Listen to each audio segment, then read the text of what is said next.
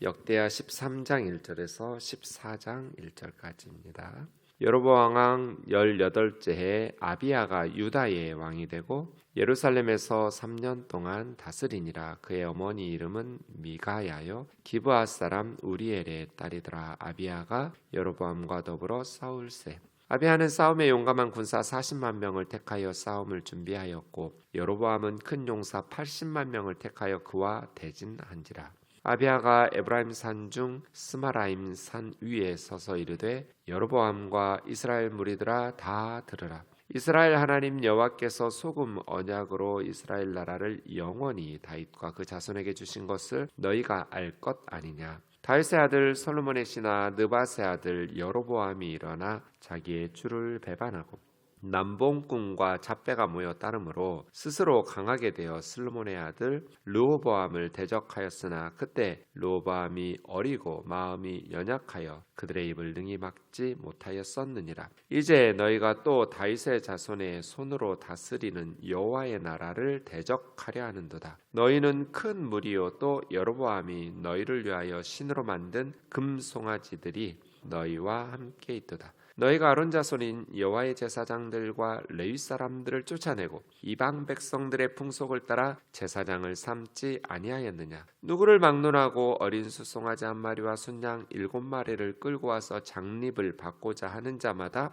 허무한 신들의 제사장이 될 수 있도다. 우리에게는 여호와께서 우리의 하나님이 되시니 우리가 그를 배반하지 아니하였고 여호와를 섬기는 제사장들이 있으니 아론의 자손이요 또 레위 사람들의 수종들어 매일 아침 저녁으로 여호와 앞에 번제를 드리며 분향하며 또 깨끗한 상에 진설병을 놓고 또 금 등잔대가 있어 그 등에 저녁마다 불을 켜나니 우리는 우리 하나님 여호와의 계명을 지키나 너희는 그를 배반하였느니라. 하나님이 우리와 함께하사 우리의 머리가 되시고 그의 제사장들도 우리와 함께하여 전쟁의 나팔을 불어 너희를 공격하느니라. 이스라엘 자손들아 너희 조상들의 하나님 여호와와 싸우지 말라. 너희가 형통하지 못하리라. 여로보암이 유다의 뒤를 둘러 복병하였으므로 그 앞에는 이스라엘 사람들이 있고 그 뒤에는 복병이 있는지라. 유다 사람이 뒤를 돌아보고 자기 앞뒤에 적병으로 말미암아 여호와께 부르짖고 제사장들은 나팔을 부니라. 유다 사람이 소리 지르매 유다 사람이 소리 지를 때 하나님이 여로보암과 온 이스라엘을 아비야와 유다 앞에서 치시니 이스라엘 자손이 유다 앞에서 도망하는지라. 하나님이 그들의 손에 넘기셨으므로 아비야와 그 백성이 크게 무찌르니 이스라엘 택한 병사들이 죽임을 당하고 엎드려진 자들이 50만 명이었더라. 그때 이스라엘의 자손이 항복하고 유다 자손이 이겼으니 이는 그들이 그들의 조상들의 하나님 여호와를 의지하였습니다. 아비야가 여로보암을 쫓아가서 그의 성읍들을 빼앗았으니 곧 베델과 그 동네들과 여사나와 그 동네들과 에브론과 그 동네들이라. 아비야 때 여로보암이 다시 강성하지 못하고 여호와의 치심을 입어 죽었고 아비야는 점점 강성하며 아내 14을 거느려 아들 22과 딸 16을 낳았더라. 아비야의 남은 사적과 그 행위와 그 말은 선지자 잇도의 주석책에 기록되었다. 아비야가 그 조상들과 함께 누우며 다윗성에 장사되고 그의 아들 아사가 대실하여 왕이 되니 그의 시대에 그의 땅이 10년 동안 평안하니라. 아멘. 르호보암의 아들 아비야의 통치입니다. 아비야의 통치는 열왕기상 15장에서는 8구절로 짧게 기록되어 있는데 역대하에서는 한 3배 정도 더 분량이 늘어나 있습니다. 대부분 전쟁에, 역대기 기자는 전쟁에 관심이 많아서 포커스를 맞추고 기록하는 경향이 있습니다. 열왕기상에서 아비야는 부정적인 평가를 받았던 왕입니다. 그의 아버지 르호보암이 이미 행한 모든 죄를 행하고 그 마음이 그 조상 다윗의 마음과 같지 아니하여 그 하나님 앞에 온전하지 못하였다. 이렇게 아비야에 대해서 열왕기상 기자는 부정적인 평가를 내리는데 그럼에도 불구하고 아비야가 성공적인 전쟁에서 승리를 할 수 있었던 것은 그의 조상 다윗 때문에 하나님께서 예루살렘에 등불을 주셨다고 열왕기상 기자는 기록하고 있는데 역대기 기자에서는 아비야에 대해서 좀 긍정적으로 하나님을 의지해서 여로보암 북이스라엘의 군대를 쳐서 무찌르고 승리했다. 이렇게 긍정적인 기술을 하고 있습니다. 2절에 보면 아비야가 예루살렘에서 3년 동안 다스렸습니다. 그러니까 3년밖에 다스리지 못하고 단명했다는 것은 하나님의 심판이 있었다고 보아야 됩니다. 그렇지 않았다면 아비야의 통치가 더 길게 3년이라는 짧은 기간 통치하고 죽었다라는 것은 그만큼 하나님께서 아비야에 대해서 긍정적인 평가를 내렸다고는 말할 수 없습니다. 그 어머니 이름은 미가야인데 계속해서 왕의 어머니들의 이름을 기술하는 것은 어제도 말씀드렸지만 자녀 교육에 부인들이 많았으니까요. 왕들은 자녀 교육에 영향을 주었던 결정적인 사람이 어머니이기 때문입니다. 어머니의 이름이 그래서 항상 기록됩니다. 아비야가 여로보암과 더불어 싸울세, 그러니까 르호보암과 여로보암 사이에 항상 전쟁이 있으니라. 앞에 12장 15절에서 말했잖아요. 르호보암 남쪽과 여로보암 북쪽이 항상 전쟁이 있었다. 그것이 이제 르호보암이 죽고 아비야에게도 이어지고 계속해서 있는 것이죠. 아비야가 이제 전쟁할 때 남유다는 40만 명의 용사들이 전쟁터에 나왔는데 북이스라엘의 여로보암의 군대는 80만 명의 군대가 모였습니다. 2배죠. 남쪽은 40만 명, 북쪽은 80만 명. 그만큼 남쪽은 2지파이고 북쪽은 10지파이니까요. 훨씬 더 많은 군대를 모집할 수 있었을 것 같습니다. 세상적으로 보면 되게 좀 위축될 수밖에 없었겠죠. 그런데 이 4절부터 아비야가 에브라임 산지에서 연설을 합니다. 에브라임 산지가 경계선이에요. 남유다와 북이스라엘의 경계선이 에브라임 산지, 세겜 있는 그쪽인데요. 이 경계선 에브라임 산지에 서서 아비야가 꼭 설교 같아요. 전쟁터에서 북쪽 사람들을 향해서 남쪽 유다 왕이 메시지를 전합니다. 설교하듯이. 들으라!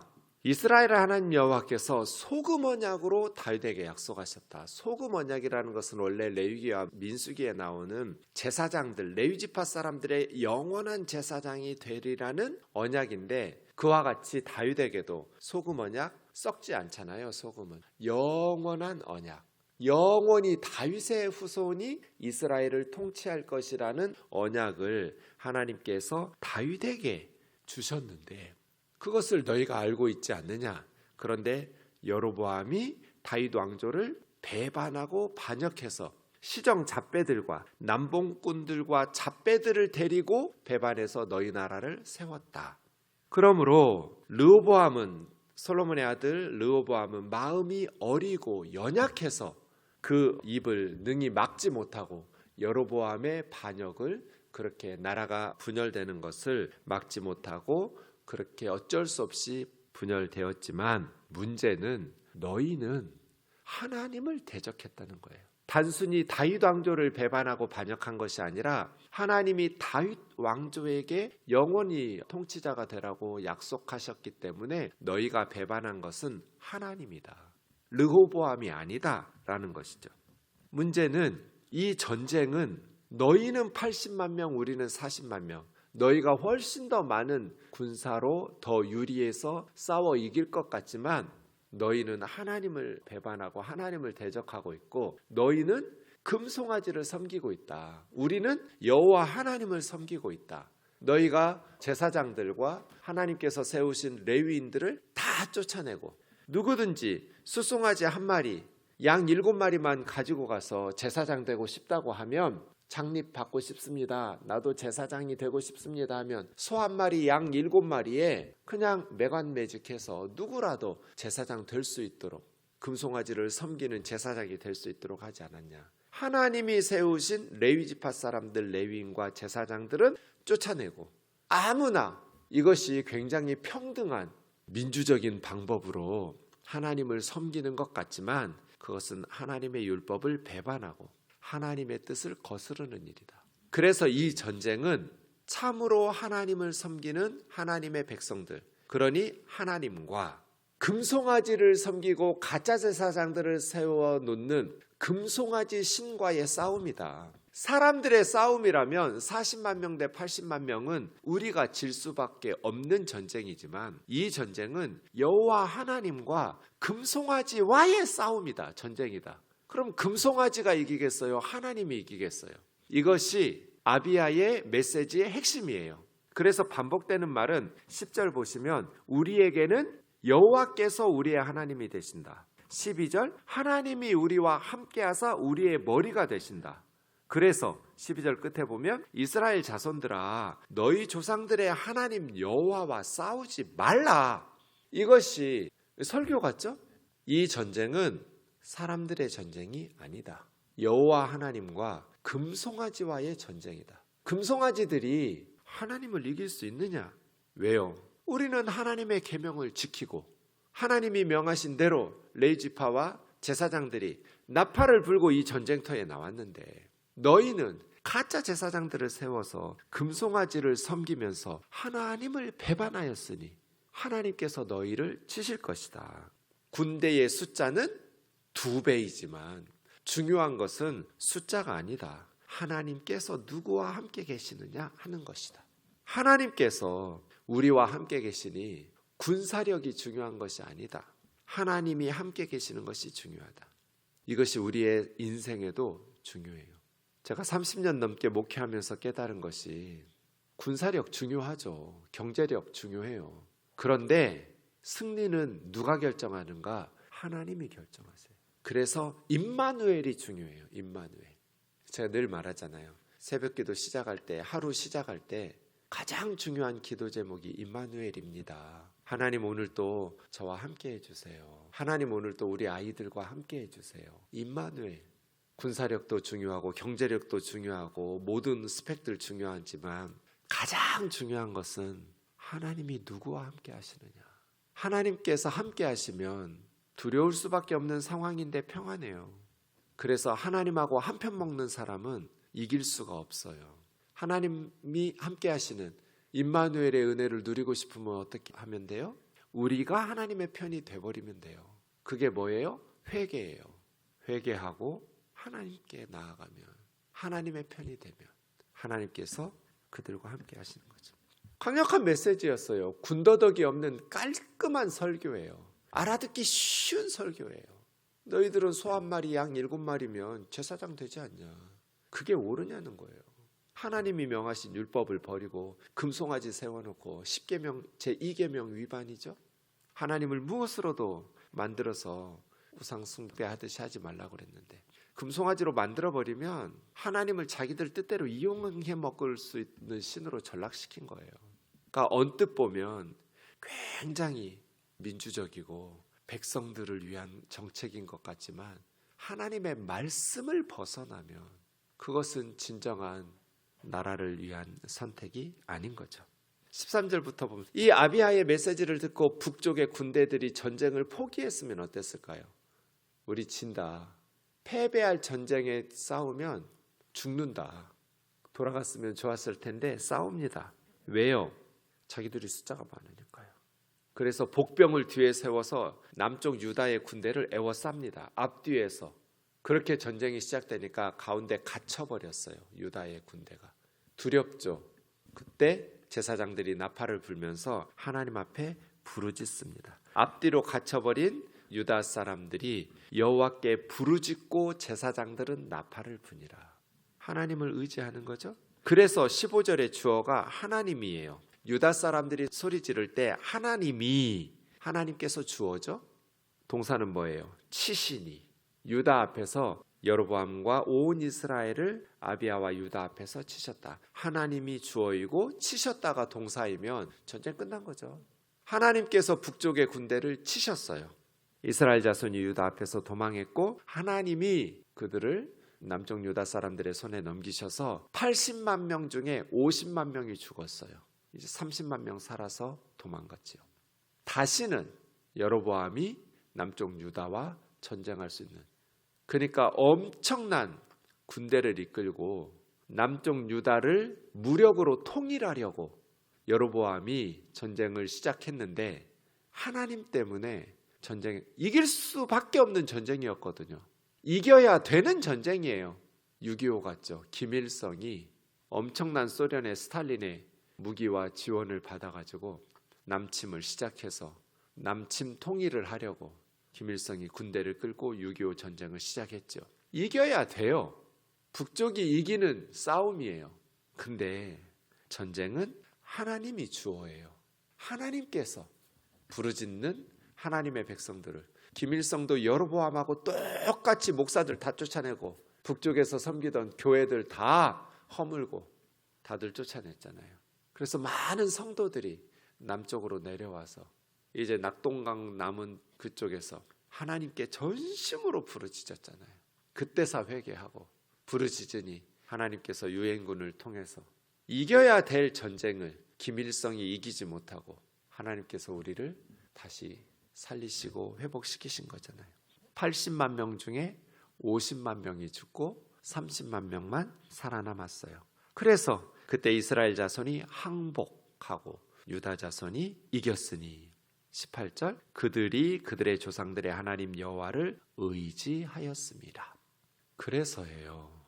눈에 보이는 군사력이나 경제력이나 이런 것들을 의지하지 말고 하나님 여호와를 의지해라. 지금 우리나라 굉장히 위험하잖아요. 트럼프는 미친놈 같아요. 하는 짓을 보면. 우리가 어떻게 이겨요, 미국을? 트럼프를 어떻게 이겨요? 지금 우리는 나라를 위해서 전심으로 기도할 때예요. 하나님, 우리와 우리 자손들을 지켜주세요. 하나님의 은혜로 여기까지 왔는데 여기서 무너지지 않도록 하나님, 우리의 죄를 회개하면서 전심으로 하나님 앞에, 아비야의 군대가 적병으로 말미암아 여호와께 부르짖었던 것처럼 하나님 앞에 부르짖고 성도들이 나라를 위해서 기도할 때 하나님께서, 전쟁은 하나님께 속했으니 우리를 구원하시고 다시 회복시켜 주실 줄 믿습니다. 어제 선교사님들, 우리 웩선교회의 대표의 이 취임식이 있었어요. 하나님께서 우리나라를 돌보시겠다는 생각이 들더라고요. 선교사님들을 보니까 얼마나 열심히 복음을 전하려고 힘쓰고 자신들의 생명을 바쳐서 하나님 앞에 헌신하고 있는지. 아이들 끌고 그 위험한 지역에 가서, 우리는 미전도 종족이 타깃이거든요. 웩선교회는 지구상의 40%의 미전도 종족이, 복음화율 2% 미만을 미전도 종족이라고 해요. 아직도 지구상에는 복음을 듣지 못하고 사는 사람들이 40%예요. 예수 그리스도를 들어보지도 못하고 사는 사람들. 그들에게 복음을 전해야 되니까 하나님, 우리가 염치 없지만 우리 죄를 용서해 주시고 다시 한국 교회에 은혜를 베풀어 주셔서 온 열방에 복음을 전하는 선교 한국으로 사용해 주세요. 우리나라를, 우리 교회를 하나님 은혜 베풀어 주세요. 기도할 때죠. 베델과 여사나와 에브론을 다시 되찾고 회복하게 되는 승리가 있습니다. 이렇게 전쟁에 포커스를 맞추면서 3년간의 아비야의 통치를 기술하는데, 아비야는 아내가 14명이었고 자녀가 38명이었다. 아비야 후에 아사가 왕이 되어서 41년간 통치하게 됩니다.